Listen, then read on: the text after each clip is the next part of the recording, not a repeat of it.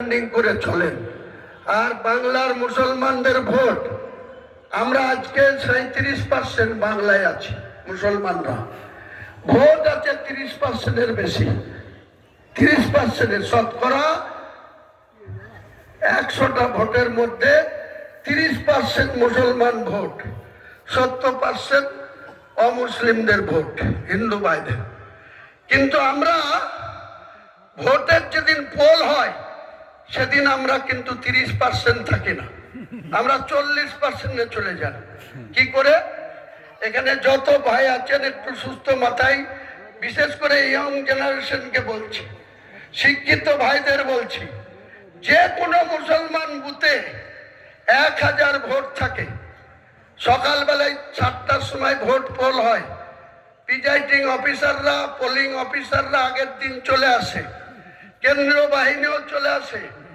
আমরা যারা মুসলিম যারা পার্টি করি, কেউ তৃণমূল করি, কেউ কংগ্রেস করি, কেউ সিপিএম করি, কেউ আইএসএফ করি, যারা পার্টি করি, তারা 1000 মুসলিম বুথে সকালবেলায় উঠে 6টার মধ্যে বুথে চলে যায়। মুসলিম বুথগুলো পোলিং অফিসার, প্রিজাইডিং অফিসারদের সাথে এজেন্ট ফর্ম ফিল আপ করি, যে যা পার্টি করে সেই পার্টি ফিল আপ করি।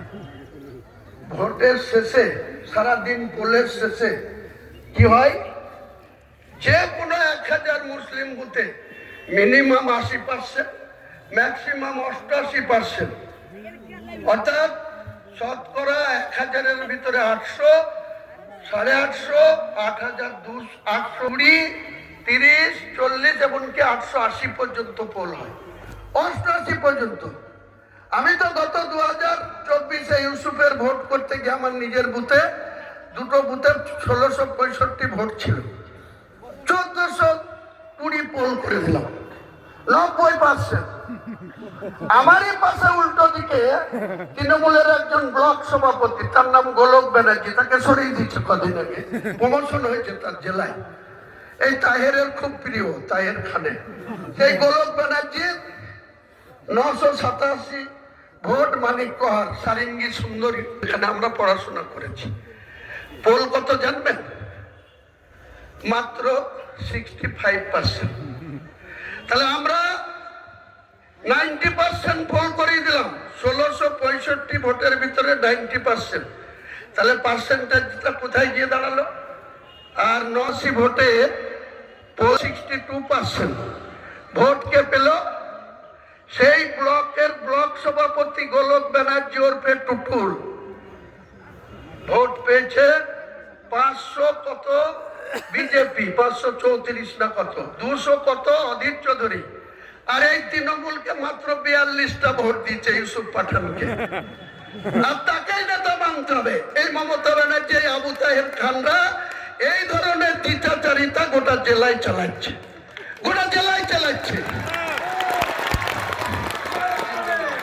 আপনাদের কাছে আমার একটাই বলার, মুসলমান আপনারা নিজেদের নির্বাচিত মাথা উঁচু করে যারা কথা বলতে পারবে, ইমানদার মুসলমানদের পাশে থাকুন। শুধু নবী সাহেবের সুন্নত রাখলে হবে না, শুধু 5 ওয়াক্ত নামাজ পড়লে হবে না, হালাল রুটি খেয়ে নামাজ পড়তে হবে, খারাপ কাজগুলো থেকে দূরে থাকতে হবে, লটারি কাটা থেকে দূরে থাকতে হবে। যারা নেশাখোর, বিড়ি সিগারেট পর্যন্ত যারা খায়, তাদেরকেও বোঝাতে হবে যেটা ইসলামে অ্যালাউ করে না, কোরআনে এটা অ্যালাউ করে না। যারা নেশাখোর, যারা স্মোক করে, তাদেরও আল্লাহ পছন্দ করেন না। এখানে ইমাম সাহেবরা বসে আছেন, অনেক জানে লোক। আমি জোর গলায় বলছি, আমি আমার জীবনে বিড়ি সিগারেট মদ, শুধু লিকার চা খাই আর গাড়ি চেপে